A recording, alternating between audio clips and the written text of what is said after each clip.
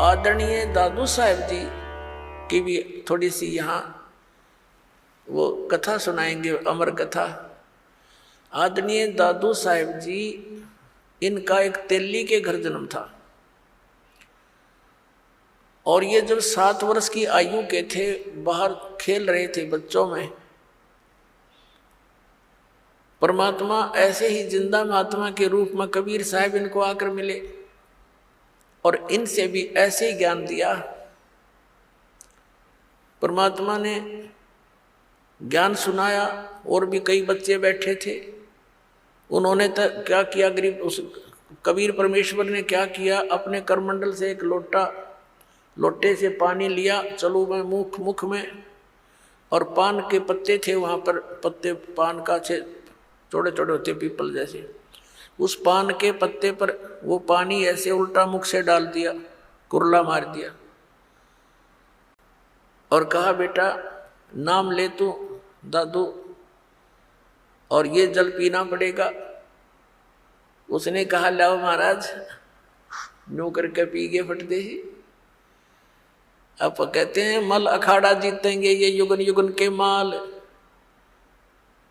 लख बर सूरा जूझ ही लख बर सामत दे, लख बर यति जहान में तब सतगुरु शरणा ले। गोता मारू स्वर्ग में जा बैठूं पाताल, कह कबीर ढूंढता फिरूं अपने हीरे मोती लाल। अन्य जो बच्चे थे वह सब उठकर भाग गए। इसने तो एक झूठा पानी पी लिया किसी का, जिसकी जाति का पता नहीं है, ऐसा वो तो गांव में भाग गए और उधर से उस आत्मा को लेकर परमात्मा सचखंड सतलोक में गए। वो लड़का अचेत हो गया, डेड नहीं हुई बॉडी, और आत्मा परमात्मा साथ लेकर के, जैसे गरीबदास साहिब को लेकर गए थे ऐसे ऊपर लेकर गए उनको। ये गरीबदास साहिब जी से काफी पहले हुए थे, लगभग 200 वर्ष पहले, न सैकड़ों वर्ष पहले, 101 वर्ष पहले। तो वहां उधर गांव में पता चला लड़का देर तक नहीं आया, तो जिन बच्चों के साथ खेल रहा था उनको साथ लेकर गए कि कहाँ है वो, कि वहां बैठे को छोड़ कर आए थे एक बाबा जी के पास, इसने उसका जूठा जल पी लिया। तो वहां जाकर देखा वो दादू साहब जी मृत थे, मेरे बड़े नहीं थे, अचेत पड़े थे।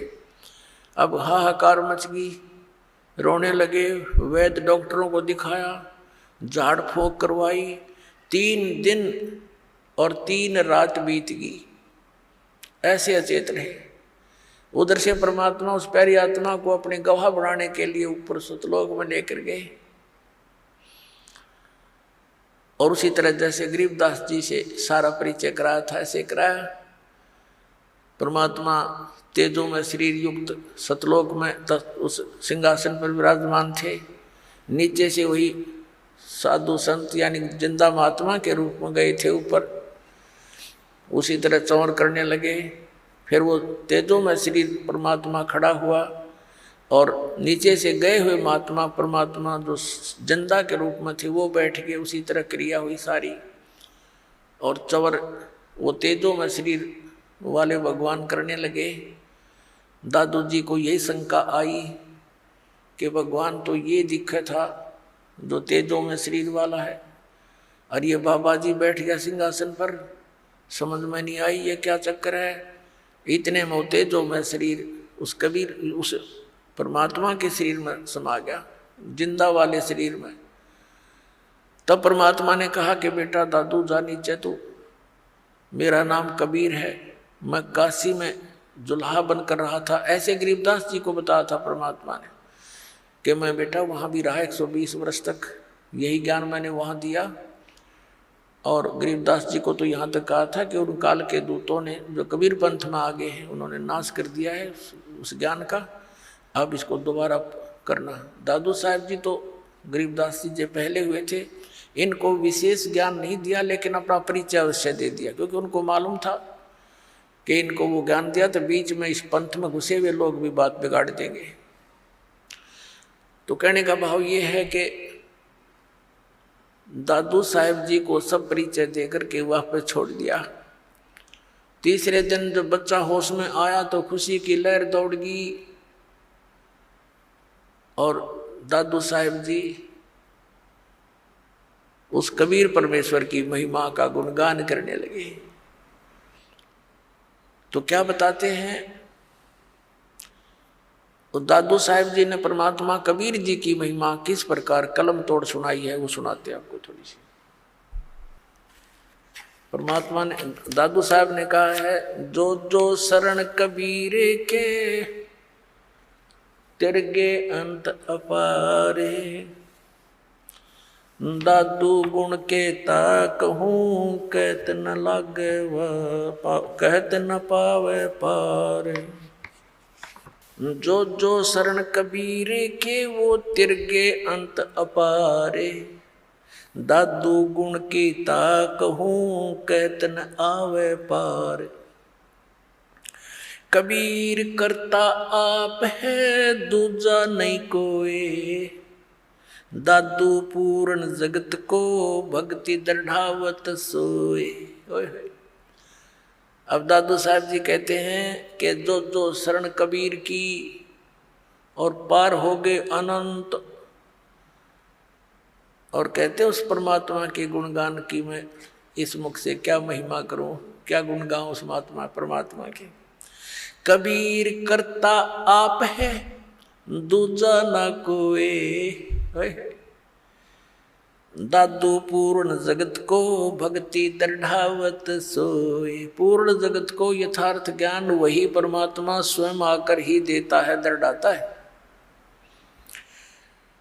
यो ठेका पूरा होवे जब सब कोई तजे शरीर। ठेका यानी जो कंट्रैक्ट एग्रीमेंट जो हमारे शरीर का हो चुका है, इतना समय हमारा निर्धारित है, कहते ही वो जब पूरा होगा तो सब ने शरीर त्यागना पड़ेगा। लेकिन कबीर साहब भी कहते हैं परमेश्वर जी आए हैं सो जाएंगे, राजा रंग फकीर, एक सिंहासन चढ़ कर जा एक बंधे जात जीर। तो यहाँ दादू साहेब जी भी उसी का समर्थन कर रहे हैं। ठेका पूरा होवे जब सब कोई तजे शरीर, दादू काल गंजे नहीं जपे जो नाम कबीर। दादू साहब जी कहते हैं कि काल निकट नहीं आ सकता जो कबीर परमात्मा के उस सतनाम का जाप करता है। आदमी की आयु घटे तब यम घेरे आए, सुमरण किया कबीर का दादू लिया बचाए। और परमात्मा ने वो सारे यम के दूत दिखाए, सब बहुत कुछ लीला दिखाई अपनी, कि दादू साहब को अकेला छोड़ दिया रास्ते में, यम के दूत चारों तरफ से आगे भी कौन आ गया, यूँ हम लेने भी ना गए, मरेंगे, हमारी खिंचाई होगी, पकड़ो इसको पकड़ो, ये कैसे है कौन है। तो उस समय दादू साहब जी ने परमात्मा को याद किया। उसी समय कबीर साहब प्रकट हो गए, बेटा कितना गया था तो पीछे, वो नज़ारे देखने लग गया। तो एकदम भाग्य यम के दूत ने एक दूसरे के ऊपर का पड़ते जा, इतनी दूर तक स्पीड तो भाग्य गणे थे।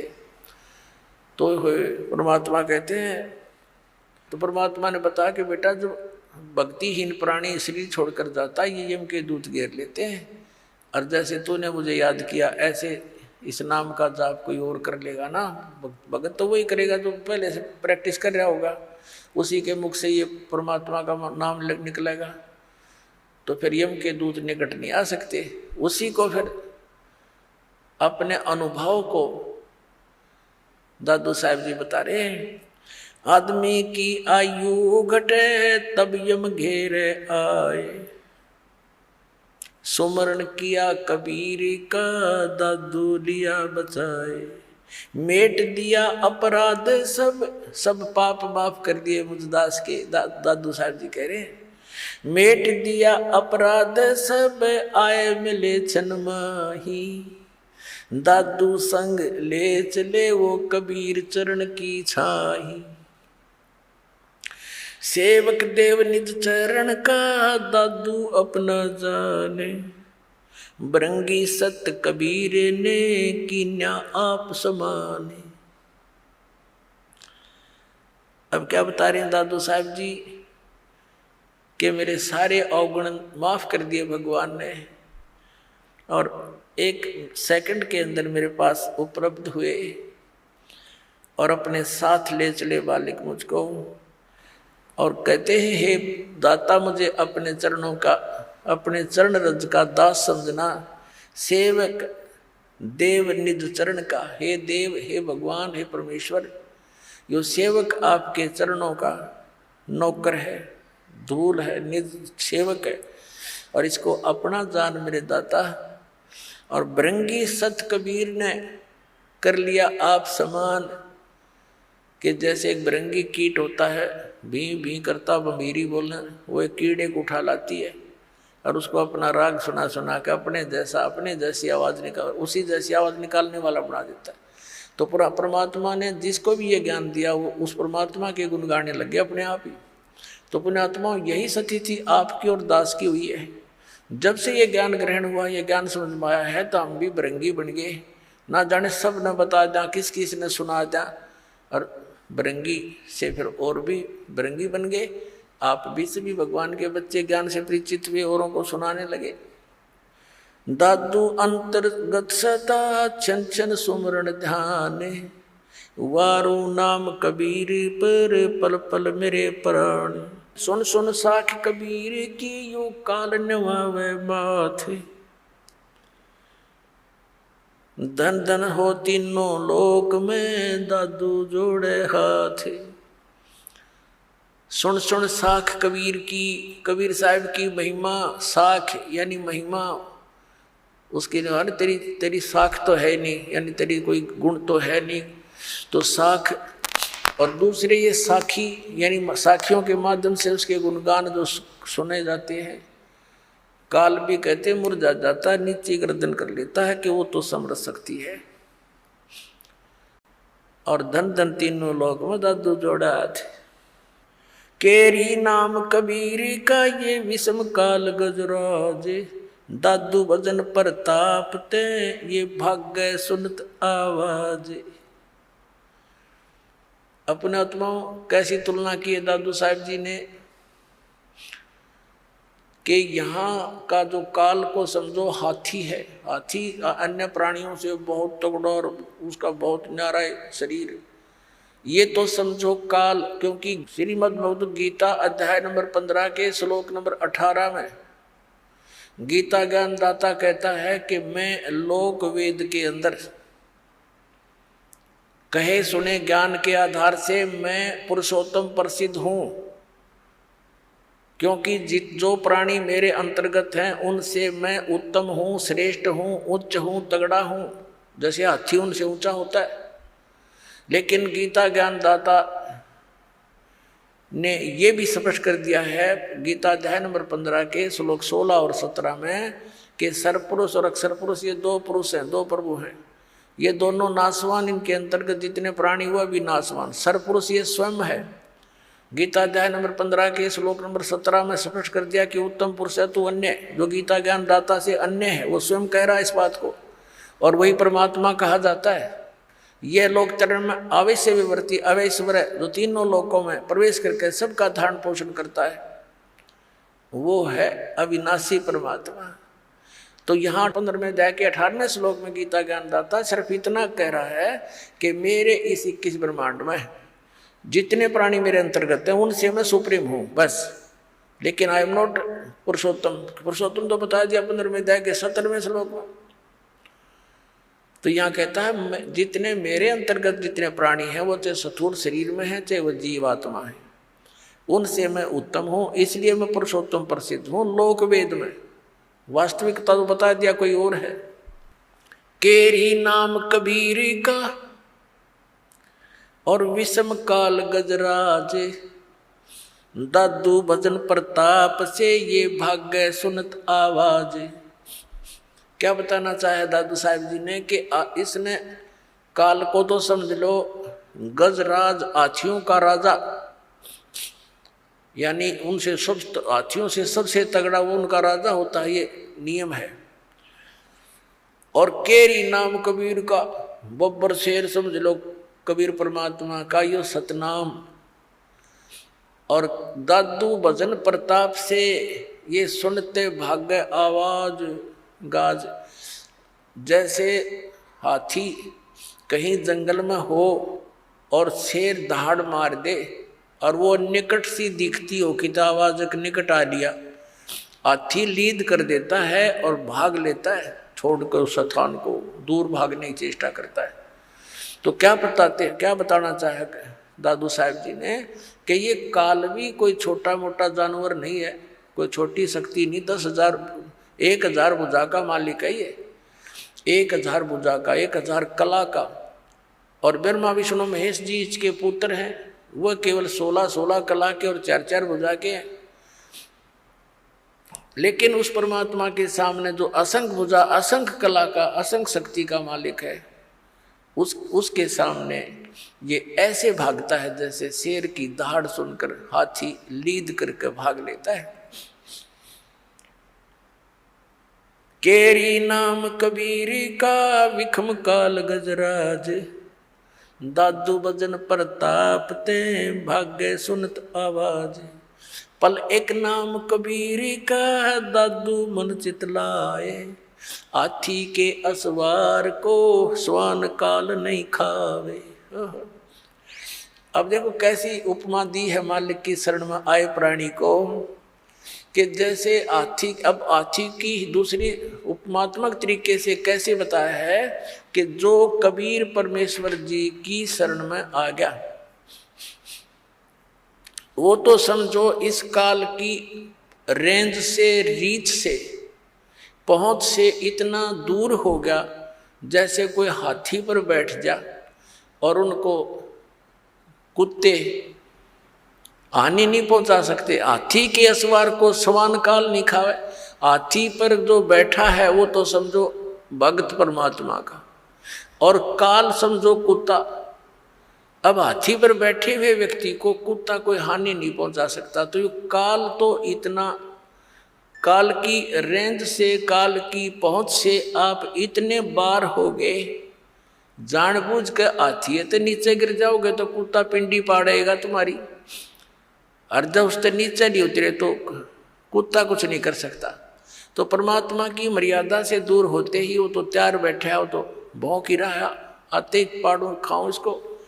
तो ये उदाहरण देना चाहते हैं दादू साहब जी।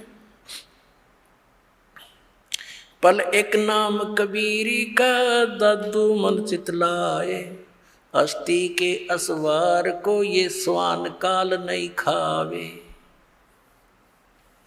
सुमरत नाम कबीर की ये कटे काल की पीरे, दादू दिन दिन ऊंचा हो फिर परमानंद सुख सीरे। सुमरत नाम कबीर का, जो परमात्मा ने सही नाम हमें बताया है, उसका जाप करने से कटे काल की पीड़, ये काल जो आपको दुख दे रहा है, ये कर्मों से, ये पाप कर्मों से, ये फिर नष्ट हो जाएंगे। पाप परमात्मा कहते हैं कर्म ब्रह्मंड के मैं पल में कर होनेस, यानी क्रोस मार दूं पे सब पे। अर्जिन हमरी दो ही दी सो करो हमारे पेश, तुम अकाउंट भी ना लेना। दादू नाम कबीर की जो कोई लेवे ओटे, तिनको कभू लागे नहीं ये काल वज्र की चोटे। अपने आत्मा इतने समर्थ की शरण मिल गई हमारे को, और ये इतने गवाह भगवान के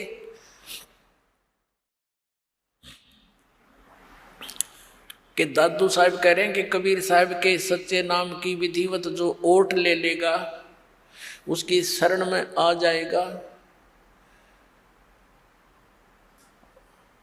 उनको कबू लागे नहीं ये काल वज्र की चोट। ये काल जैसे आप देखते हो दुर्घटना में, जब तक आपका नाम ठीक है, कनेक्शन जुड़ा है, तो आपको शरण है, आपको प्रोटेक्शन है परमात्मा की, कवच आपके ऊपर है। काल का कोई अटैक नहीं लगेगा, कोई कर्म का दंड आप पर असर नहीं करेगा। जैसे आप देखते हो कि दुर्घटना में परिवार नाश हो जाते हैं, ये कभी नहीं हो सकता इस मालिक की शरण आने वाले को, लेकिन रहना पड़ेगा मर्यादा में। अब देखो कैसी तुलना करते हैं परमात्मा की। दादू नाम कबीर की जय कोई लेवे ओठे, तिनको कबू लागे नहीं ये काल वज्र की चोट। काल का वज्र ये परमाणु भी मिसाइल भी निष्क्रिय हो जाएगी जो काल छोड़ता ऊपर तक। फिर कहते हैं और संत सब कूप हैं ये कहते जरीता नीर, दादू अगम अपार है दरिया सत्य कबीर।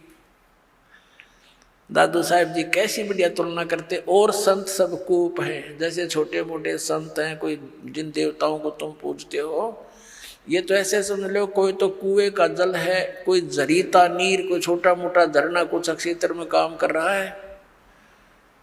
और दादू अगम अपार है ये दरिया सत कबीर। दरिया परमात्मा को तो दरिया जानो, और दरियाओं में भी उत्तम जल वाली दरिया, वो कभी उसका जल समाप्त ही नहीं होता।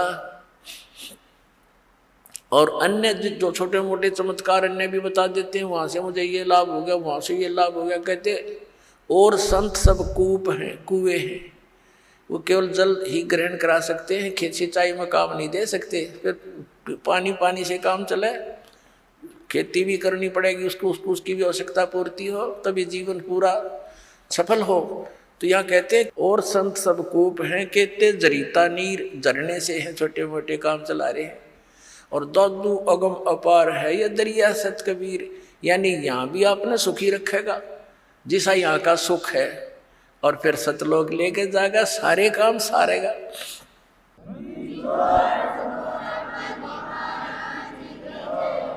अब ही तेरी सब मिटे ये जन्म मरण की पीर, श्वास उश्वास सोमर ले दादू नाम कबीर। अभी तेरे सारे झंझट मिट जाएंगे इस श्वास उश्वास से, उस परमात्मा का ज्ञान सच्चे पूरे संत से प्राप्त करके सुमन कर ले। दादू नाम कबीर का ये सुन के कप काले, नाम भरोसे नर चले तो हो नवा का भाले। दादू साहब कहते हैं कि दादू नाम कबीर का, अरे सुनते कापे काल, ये 21 ब्रह्मांड का स्वामी सरपुरुष, ये सारा कांप जाता है मालिक का नाम लेते ही, इसका छाती धड़कन लग जाए नू।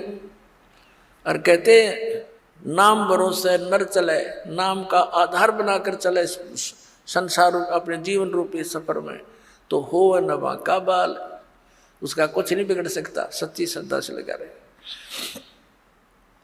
जिन मोको निज नाम दिया सोए सतगुरु हमारे, दादू दूसरा कोई नहीं कबीर सिरजनहारे। वही तोड़ पाट दिया कि जिन को निज नाम दिया, निज असली मंत्र जो सतनाम जो मुझे दिया मेरा वो ही सतगुरु है, और नकली सतगुरु थे सारे। और कहते दादू दूसरा कोई नहीं केवल कबीर सृजनहार, वो कबीर परमात्मा सृजनहार अपना आत्मा।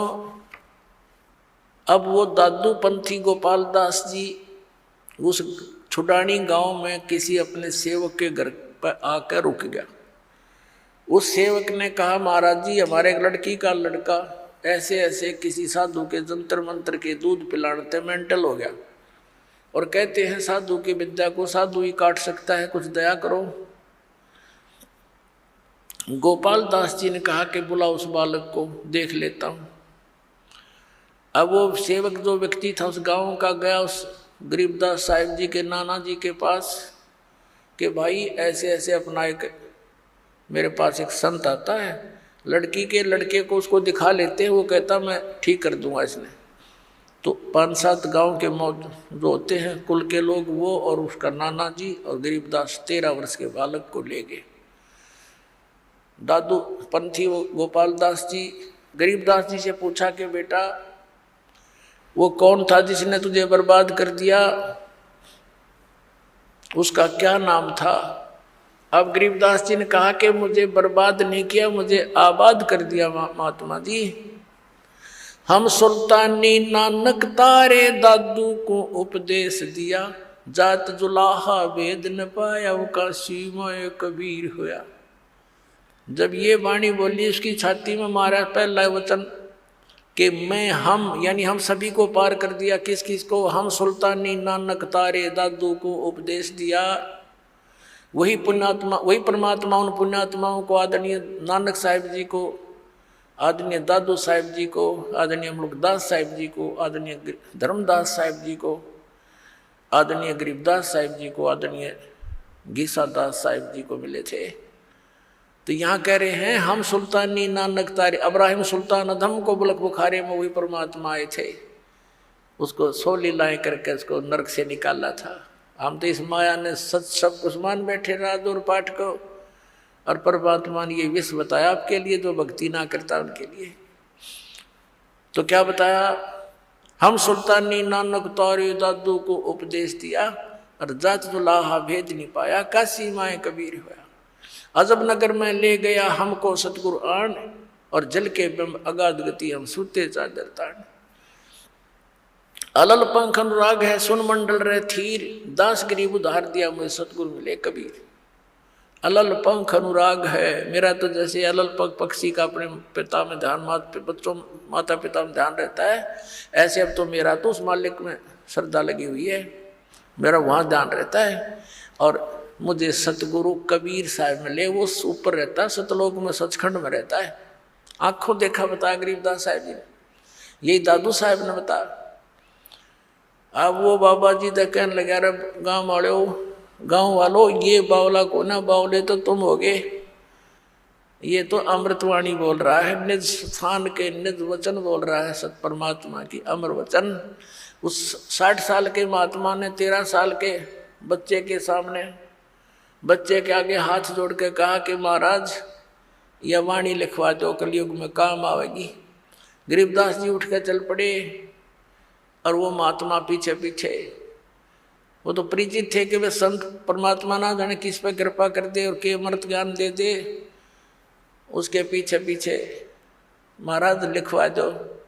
तीसरे दिन गरीबदास जी ने कहा कि यदि पूरा लिखे गोपाल दास, बीच में छोड़ कर ना भागना।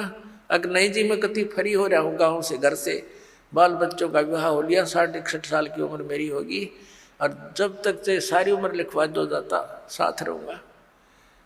उनके ऊपर गरीबदास साहिब जी का अपना ही एक बेरी का बाग था, उसके अंदर एक जांडी का घनी छाया वाला वृक्ष था, उसके नीचे बैठ कर लागे लिखना गर्मियों से स्टार्ट किया था। फिर जैसे जैसे समय आता रहा, 6 महीने तक लिखते रहे।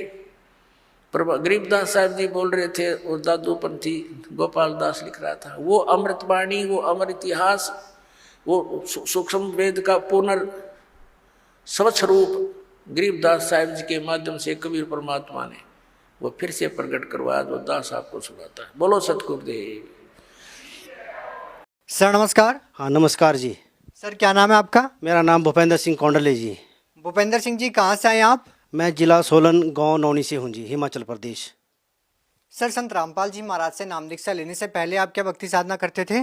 संत रामपाल महाराज जी से दीक्षा लेने से पहले हमारे एक जहाँ मैं रहता हूँ उससे 7 किलोमीटर दूर एक जटोली आश्रम है, जो जिसमें योगानंद महाराज जी का आश्रम है, तो मैंने वहाँ से नाम दीक्षा ली थी।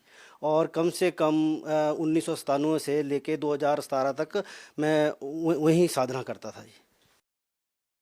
सर जैसा कि आपने बताया कि आप अपने गांव के पास ही किसी संत को गुरु बना रखा था, तो फिर सर जब आपने गुरु बना ही रखा था तो फिर आप संत रामपाल जी महाराज जी की शरण में क्यों आए?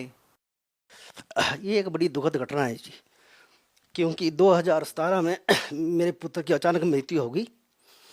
तो जैसे ही मैं घर पहुंचा तो मैंने अपने बच्चे की जो भी संस्कार होते वो किए। उसके बाद जब मैं अपने रूम में गया तो मेरे को उसकी बड़ी याद आई। तो मैं पहले शराब भी पीता था, बीड़ी सिगरेट भी, जर्दा भी खाता था। तो मैंने वहाँ अलमारी के पास, जिस कमरे में मैं सोता था, अलमारी के पास शराब की बोतल पड़ी हुई थी। तो मैंने वो शराब की बोतल रात को 11 बजे उठाई, गिलास में डाली और उसको मैं पीने लगा। तो कुदरती ही परमात्मा की कुछ ऐसी रजा हुई कि मेरा मन अंदर से बोला कि बंदे पहले पीता है तू मौज मस्ती के लिए और अब पी रहा है दुख में। ऐसा ना हो कल के लिए तेरी 2 बच्ची है, ये भी परेशान हो, तेरी पत्नी परेशान हो, और जो मैं नौकरी करता हूँ वहाँ नौकरी भी छूट जाए। और मैंने भगत जी जो 3 बोतलें थी, तीनों बोतलें मैंने ऐसे उठाई और अपने घर से पहले साइड को इतनी ज़ोर से फेंकी कि मेरे को आवाज़ आई उसकी, ठनन ठनन ठनन। फिर तसल्ली हुई। फिर मैंने बोला, हे परमात्मा, इस दुनिया में कोई भगवान है तो कहाँ है, कैसा भगवान है, भगवान है क्या चीज़। मेरे को संतरा पाल महाराज जी की एक ज्ञान गंगा दी थी। तो मैंने वो ज्ञान गंगा पुस्तक वहाँ रखी थी शेल्फ के ऊपर। तो कुदरती वो किताब दिखी मेरे को, तो मरता क्या नहीं करता, नींद आ नहीं रही थी, शराब मैंने बोतलें बाहर फेंक दी थी। तो मैंने वो ज्ञान गंगा पढ़नी स्टार्ट कर दी। जब मैंने ज्ञान गंगा पढ़नी स्टार्ट करी तो मेरा पूरा शरीर कंपन आने, पूरा शरीर कंपन हो गई मेरे शरीर में कि अरे बंदे, तू तो वैसे ही दुख मना रहा है। तो फिर मैंने बार बार किताब पढ़ी, बार बार किताब पढ़ी। तो मैंने संतराम पाल महाराज जी से मन ही मन प्रार्थना करी, हे परमात्मा, मैं आपका नामदान जरूर लूँगा, पर इसमें जो शर्त है वो शर्त है नशा। नशे के बगैर मेरे को टट्टी भी नहीं आती थी सुबह। तो मैंने प्रार्थना की, है परमात्मा, कि अगर मेरा नशा छूट जाए तो मैं आपका नामदान जरूर लूँगा। तो फिर मैं करता रहा कोशिश। तो जुलाई में गुरु पूर्णिमा आती है। तो गुरु पूर्णिमा में मेरे पास 2 ही ऑप्शन थे, या तो मैं संतराम पाल महाराज जी का ज्ञान लूँ, या फिर जो हमारे जटोली आश्रम है वहाँ मैं अपना जनेऊ बदलाऊँ। पर दुविधा ये थी कि मेरा नशा नहीं छूट रहा था। तो मैंने 7 तारीख को परमात्मा को दंडोवत किया, जैसे इंटरव्यू में इसमें देखता था, जो टीवी में आता था। तो मैंने दंडोवत किया और मैंने प्रार्थना करी, है परमात्मा, अगर आप वाकई में परमात्मा हो, हे मेरे दाता, तो मेरा सारा नशा छूट जाना चाहिए और मैं आपका ज्ञान लूँगा। क्योंकि मेरे अंदर अवगुण है तो सिर्फ नशा है, बाकी मेरे अंदर कोई अवगुण नहीं है जो मैं मानता हूँ। तो 7 तारीख को सुबह में उठा, मैं टॉयलेट गया, मैंने जर्दा खाया, और उसके बाद जब दिन का भोजन किया, दिन का भोजन के उसके बाद मैंने सारा का सारा जितनी भी सिगरेट की डबियाँ थी वो भी त्याग दी, जर्दे की पुड़िया थी वो भी फेंक दी। और 9 तारीख को मैं संतराम पाल महाराज जी के जहाँ नामदान स्थल है वहाँ मैंने नाम दीक्षा ली। सर, हम आपसे ये जानना चाहते हैं कि संत रामपाल जी महाराज से नाम दीक्षा लेने के बाद आपको क्या लाभ मिले। संत रामपाल महाराज जी के नाम लेने के बाद मेरे को सबसे पहले तो ये लाभ मिला, जब मैं नाम दीक्षा लेके आया तो मेरी माँ ने सोचा मेरे बच्चे ने बीड़ी भी छोड़ दी, सिगरेट भी छोड़ दी, यार कोई बात जरूर है, उन संत में कोई बात जरूर है। कि भगत जी 3-3 डब्बी मेरी सिगरेट की लगती थी, शराब की बोतलें लगती थी। तो जब मैं शराब पी के जाता था तो मेरा जनाजा लोग देखते थे। सिर्फ मेरी माँ एक ऐसी थी कि मेरी माँ बोलती थी कि बेटा छोड़ दे, बाकी मेरे को कोई नहीं बोलता था। सबसे बड़ी बात तो ये मेरे नशे छूटे, मैं एक इंसान बना। और नंबर 2, मेरी माताजी को भूत प्रेत की बाधा थी। सवेरे 5-5 बजे वो जो उनके देवी आती थी वो खेलती थे। जब उनको मैंने नाम दीक्षा दिलाई तो मेरी माता भी बिल्कुल स्वस्थ है। और उसके बाद मेरे पुत्र की डेथ के बाद मेरे पिताजी भी डिप्रेशन में चले गए थे। जब वो डिप्रेशन में चले गए तो उनकी दवाई IGMC शिमला से चलती थी। तो उनकी दवाइयों के साथ उनके सारा मुंह फट गया और बिल्कुल वो कमज़ोर हो गए थे। तो मैंने अपने पिताजी को भी ज्ञान धीरे धीरे समझा कर फिर उनको भी नाम दीक्षा दिलाई। आज मेरे मम्मी और पापा और मैं बिल्कुल स्वस्थ है। आज की डेट में मेरे मम्मी पापा ऐसे लगते थे कि जैसे मेरे बचपन में जवान थे, आज भी वैसे दिखते मेरे को। सर, जैसा कि आपने बताया कि पहले भी आप भक्ति करते थे, तो सर हम आपसे ये जानना चाहते हैं कि सर आप किसी और संत से भी नाम दीक्षा लेते तब भी आपका नशा छूट सकता था, तब भी आपकी समस्याएं दूर हो सकती थी, आप संत रामपाल जी महाराज जी की शरण में ही क्यों गए। सर, अगर जो नशे की बात रही, मैंने कोशिश की पहले भी बहुत, क्योंकि मैं इस नशे की वजह से जलील बहुत होता था। तो मैंने बहुत कोशिश करी, नहीं छूटा। पर संत रामपाल महाराज जी के नाम में ऐसा जादू है कि नशा छोड़ना कोई आसान नहीं है। अब देखो इतने यहाँ वो चले हुए नशा मुक्ति केंद्र, सरकार उसके ऊपर लाखों करोड़ों रुपए खर्च करती, पर मेरे संत रामपाल महाराज जी की दया देखो आप, कि सिर्फ नाम लेने की कल्पना की थी मैंने। सर 7 तारीख को नाम लेने की कल्पना की थी, 7, 8, 9 तीन दिन तक मेरे को बिल्कुल इच्छा भी नहीं हुई। और जब तो नाम दीक्षा ली सर, तब तो फिर ऐसा लगता है ये नशा कि भाई 200 मीटर से भी इसकी स्मेल आती है। तो सर इतना बड़ा परिवर्तन आप में कैसे आया कि पहले आप नशा नहीं छोड़ पा रहे थे और संत रामपाल जी महाराज जी से नाम दीक्षा लेने के बाद आपने नशा छोड़ दिया। तो सर ऐसा संत रामपाल जी महाराज जी क्या देते हैं, क्या जड़ी बूटी देते हैं कि जो भी उनसे नाम दीक्षा लेता है वो तुरंत नशा छोड़ देता है। संत रामपाल महाराज जी के जो ज्ञान है, जो प्रथम नाम जो दीक्षा देते हैं उसी नाम में ऐसा जादू है कि इंसान की कुदरती ही अंदर से इच्छा बिल्कुल मर जाती है नशे की, बिल्कुल इच्छा भी नहीं होती और वो बिल्कुल उसको एक अच्छा इंसान बन जाता है वो।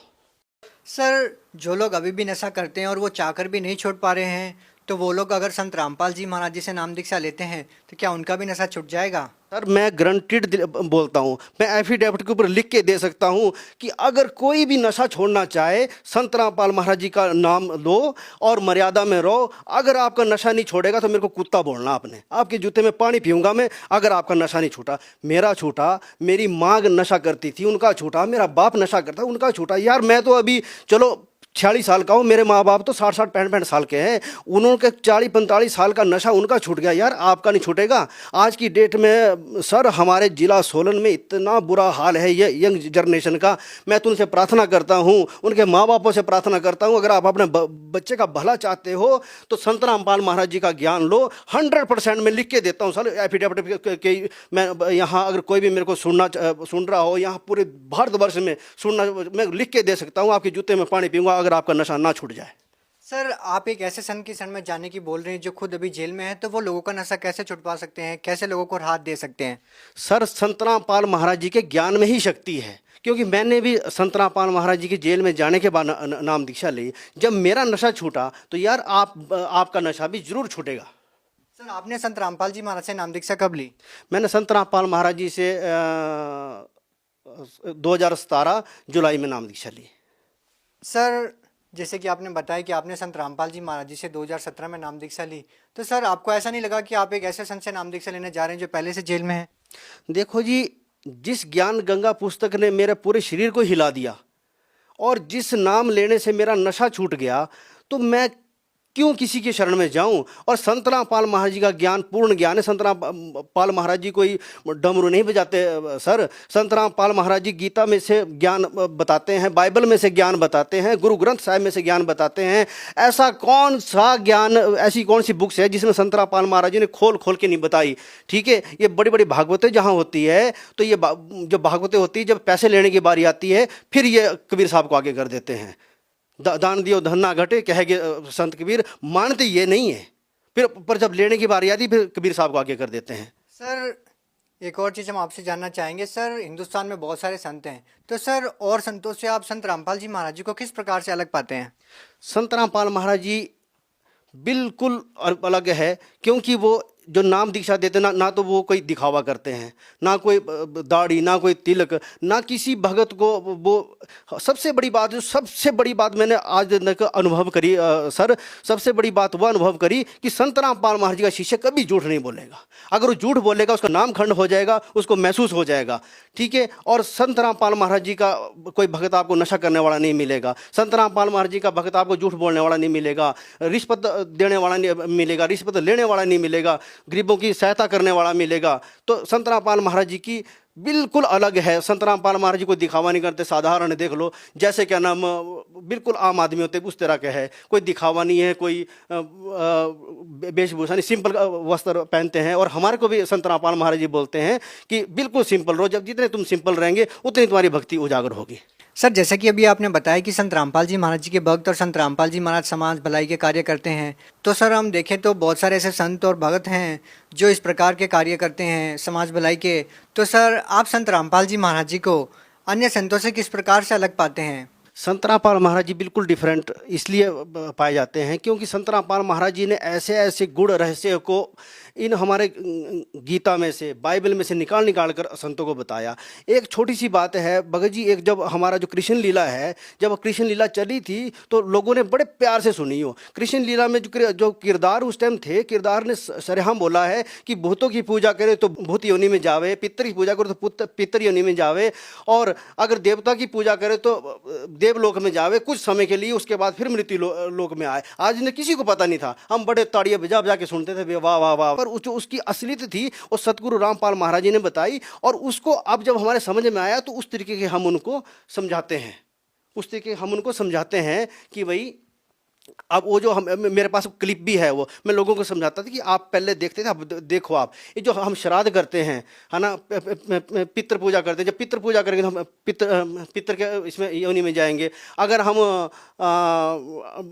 भूत प्रेतों की पूजा करेंगे तो भूत प्रेतों की योनि में जाएंगे। अगर हम देवी देवता की पूजा करेंगे तो कुछ समय वहाँ जाएंगे, उसके बाद फिर लाख 84 में भटकेंगे और फिर दोबारा क्या पता कुत्ता, घोड़ा, गधा किस योनि में तड़पे, कुछ पता नहीं है। तो संत रामपाल महाराज जी ने हमारे को वो ज्ञान दिया जिसमें हमारी यहाँ से मुक्ति होकर हम सतलोक की प्राप्ति करेंगे। और ये जो यहाँ जगत के संत है वो सिर्फ हमारे को यही भक्ति बताते थे कि यही जो संसार के सुख है उसी की भक्ति बताते थे, तो हमारा उससे कल्याण नहीं था। पर संत रामपाल महाराज जी के ज्ञान में उन्होंने वो ज्ञान हमारे को बताया कि हमारे को यहाँ भी सुख मिलेंगे और वहाँ सतलोक में भी हमारे को सुख प्राप्त होगा। सर जैसा कि अभी आपने बताया कि संत रामपाल जी महाराज जी से नाम दीक्षा लें, तो सर भगत समाज इस बात का निर्णय कैसे करे कि किस संत से नाम दीक्षा लेनी चाहिए, किस संत का ज्ञान ग्रहण करना चाहिए? सर रोज एक नया बाबा टीवी पर लॉन्च होता है, तो सर इतने सारे संतों के बीच में भगत समाज इस बात का निर्णय कैसे करे कि किस संत से नाम दीक्षा लेनी चाहिए और किस संत का ज्ञान ग्रहण करना चाहिए? देखिए जी, छोटी सी बात है। सबसे प्रथम तो अगर आप ज्ञान गंगा पढ़ो, ज्ञान गंगा पढ़ने से आपको पूरा ज्ञान आ जाएगा। और जो संत आपको 2 नाम का अक्षर दे वही पूर्ण संत है, क्योंकि ये अपने गुरु नानक देव साहब के साखी में भी लिखा हुआ और गीता में भी लिखा हुआ। आज दिन तक किसी ने नहीं बताया। कोई भी संत थे तो एक नाम दे देते, तो जैसे हरे राम या ओम नमः शिवाय और छुट्टी। पर सतगुरु रामपाल महाराज जी प्रथम नाम, उसके बाद सतनाम, उसके बाद सार नाम देते हैं और 100% इससे मुक्ति होती है। सर आप भगत समाज को क्या संदेश देना चाहेंगे? भगत समाज को संदेश तो क्या दे सर जी, पर मैं प्रार्थना ही कर सकता हूँ कि ये संसार बहुत दुखी संसार है। इस संसार में मैं नहीं मानता कि आज इन तक कोई भी सुखी है। कोई धन से दुखी, कोई अपने शरीर से दुखी, कोई पड़ोसियों से दुखी, कोई किसी चीज़ से दुखी। बस आपसे प्रार्थना है कि आंखें मीच कर संत गुरु रामपाल जी का ज्ञान प्राप्त करो और अपना कल्याण कराओ। सर जैसा कि आपने बताया कि आपने संत रामपाल जी महाराज से जेल में जाने के बाद नाम दीक्षा ली है। सर बहुत सारे ऐसे लोग हैं जो संत रामपाल जी महाराज जी से ये सोच के नाम दीक्षा नहीं ले रहे कि वो जेल में है, तो सर उन लोगों को आप क्या कहना चाहेंगे? तो संत गुरु रामपाल जी से मैं नाम दीक्षा लेने के लिए इसलिए बोल रहा हूँ क्योंकि संत रामपाल महाराज जी के ज्ञान में वो जादू है कि मैं आपको बताऊँ कि जिस टाइम जो घटना मेरे साथ घटी, कोई माई का लाल नहीं उभर सकता था उससे, क्योंकि जिसका जवान बच्चा चल जाए, जिसका वो हो जाए, तो कैसे वो उभरेगा। पर जब मैंने सतगुरु रामपाल जी महाराज जी से उनके जेल जाने के बाद नाम दीक्षा ली तो मैं बिल्कुल संतुष्ट हूँ। और उसके बाद मेरे माता पिता ठीक हुए, मेरे माता पिता ने ज्ञान लिया, मेरी माता बिल्कुल ठीक हुई, मेरे पिताजी ठीक हुए। तो वो जगत का भ्रम है कि संत रामपाल महाराज जी जेल में है। जेल में तो हमारा हम है काल की जेल में, जो इस टाइम चक्की की तरह पीस जा रहे हैं। जो संत कबीर साहब थे उनको भी तो जेलों में डाला था, उनको भी तो समुद्रों में डुबोआ था। तो लोगों ने उस टाइम नहीं माना जिस टाइम वो आए थे धरती पे, अब पीछे से लगे हुए मानने। तो मैं अभी भी बोलता हूँ कि ये प्राइम टाइम है, सतगुरु रामपाल महाराज जी की ये लीला है। तो मैं हाथ जोड़ के विनती करता हूं कि ये जगत सतगुरु रामपाल महाराज जी की लीला है और ऐसा प्राइम टाइम नहीं आएगा। ये गोल्डन चांस है। जैसे हम एग्जाम देते हैं ना, तो एक बार फेल हुए, 2 बार फेल हुए, एक सिर्फ गोल्डन चांस मिलता है। अगर ये छोड़ दिया तो प्यारो फिर दोबारा बहुत मुश्किल है। तो सतगुरु रामपाल महाराज जी से अगर मैंने पहले ही ज्ञान ले लिया होता, पहले ही नाम दिशा ले ली होती, तो जो घटना मेरे साथ घटी, जो बच्चा मेरा इस संसार में नहीं रहा, शायद वो आज मेरे पास होता। तो मैं सबसे हाथ जोड़ के विनती करता हूँ कि आप सतगुरु रामपाल महाराज जी का ज्ञान जरूर प्राप्त करें। बहुत बहुत धन्यवाद आपका। सत्सा है भाई जो गुरु बचन पे डट गे रकट गे फंद 84 के, कट गे फंद 84 के, रकट गे फंद 84 के। भाई जो गुरु बचन पे डट गे रकट गे फंद 84 के। वस्तु मिली ठोर की ठोर, मिट गई मन पापी की दौड़।